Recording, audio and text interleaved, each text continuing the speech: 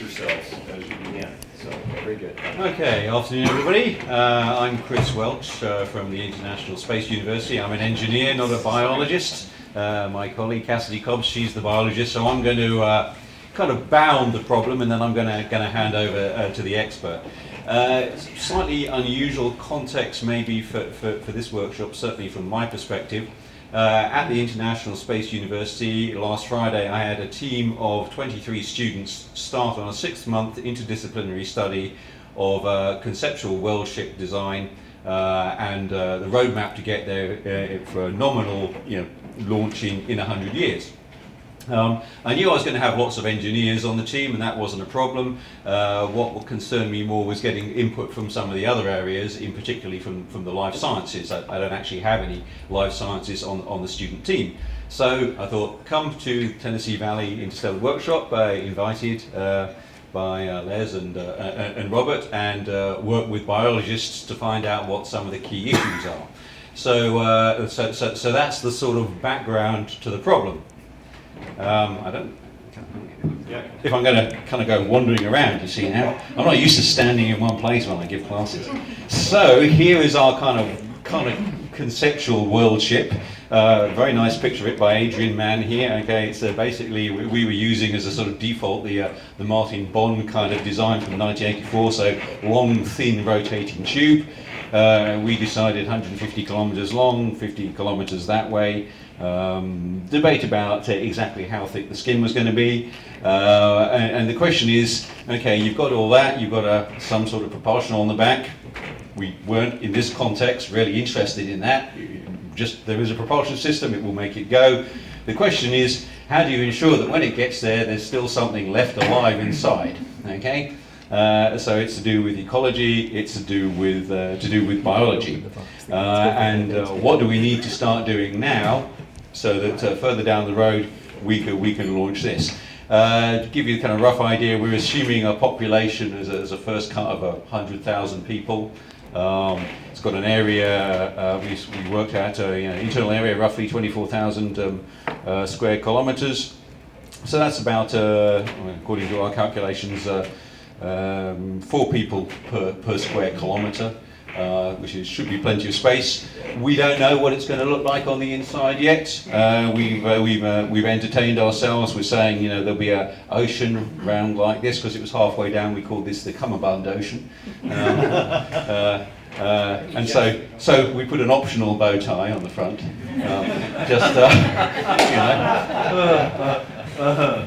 Well, in space no one can hear you groan.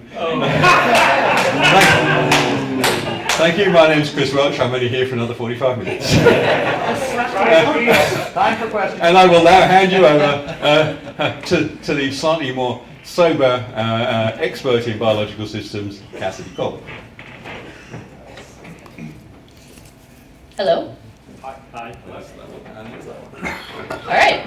So I'm going to start with what our initial question was, which we came up with in advance of this workshop, but in association with knowing we were going to talk about the Worldship concept, and that is in our expedition to some interstellar destination, are we going to be exporting, along with our 100,000 humans, what is essentially a life support system for the 100,000 humans, agriculture, aquaculture, that kind of thing?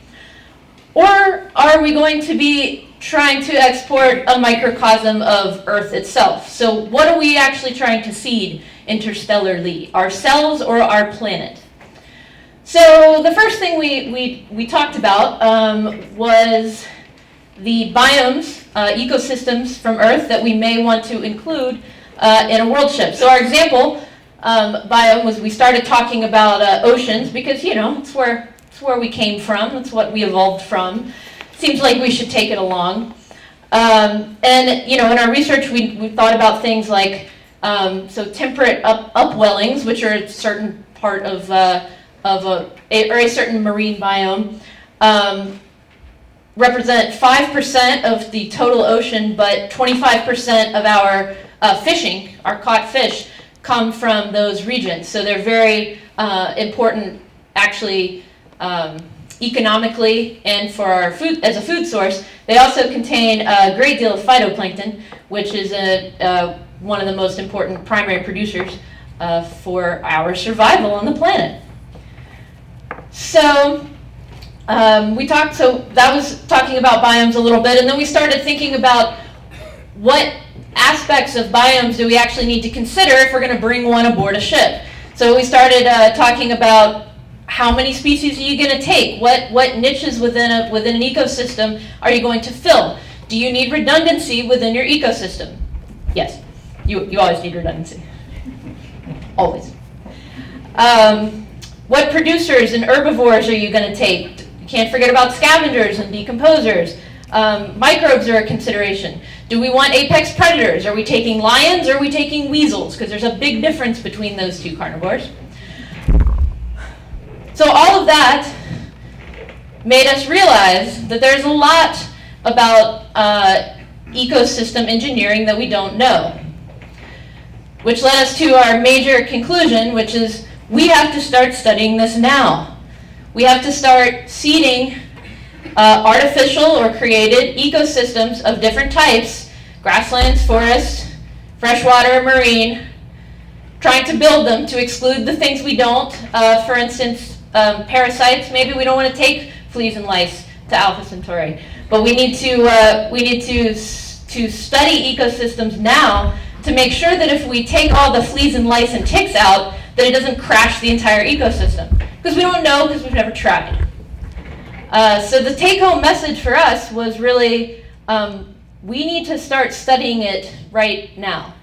And then maybe in 100 and 200 years, we'll actually be prepared to transplant an entire ecosystem onto a world ship and not have it crash 25 years out. And that brings us back to our question, are we exporting a life support system or are we exporting Earth? We decided in the course of our discussion that the answer is exporting Earth is really the best way to export a life support system. So I guess if you guys have any questions, we're happy to try to address them. What's the mass? The mass, According to this calculation for this design, 10 teratons. yeah. Fair. But you know, this Which was is how much per head? this is kind of Robert's thing here. It's 100 megatons per person. He did these calculations, that's why we have to tell you them. Yeah. We're gonna need a bigger boat. But you know, If it's built out of steel. frankly, we're not. For our workshop, we weren't massively concerned with what the design was. Okay, there will be a design of some sort. What we're concerned with is no matter what the design, what do you have to do if you're going to put life systems in there 100 years from now? Yeah, I know a lot of the ecosystem tests that have been done on Earth have failed, like the biosphere. So number one, how would you test it? And number two, would you bring cats along? All right, so we'll start with number one. To characterize biosphere as a failure, I think is unfair. It did not stay a closed ecosystem, that's true, because as they claimed, and as you probably are aware, ants get in. But that doesn't mean we didn't learn anything from biosphere, and it also doesn't mean that we can't learn anything from pseudo-closed ecosystems here on Earth. Now, eventually, hopefully, we'll be developing prototypes of these world ships to learn how to build them, and then we can start exporting our test ecosystems into space where they can really be closed. On Earth, they can't be, but that doesn't mean it's not worth studying them now and doing what we can in terms of removing large apex predators from certain ecosystems and seeing if they can sustain themselves with smaller, predators. That was a big concern for us. We were thinking about the size of the organisms and how big an area of environment you're going to need for them, and trying to minimize that if we could. I'm sorry. Probably yes, we would bring cats. Yes. Let's go with yes. Okay, what was the consideration then between, when looking at prototypes, are you building a biodome or are we exporting a biodome? So I think that's a good question, and I think our group discussed that and thought probably both. So you could try to engineer an ecosystem from the ground up. That's a lot harder than taking one that already exists, isolating it, and then maybe taking some stuff out of it and seeing if it can rebalance itself. But both of those approaches are probably necessary to learn what we need to learn in advance of this sort of project.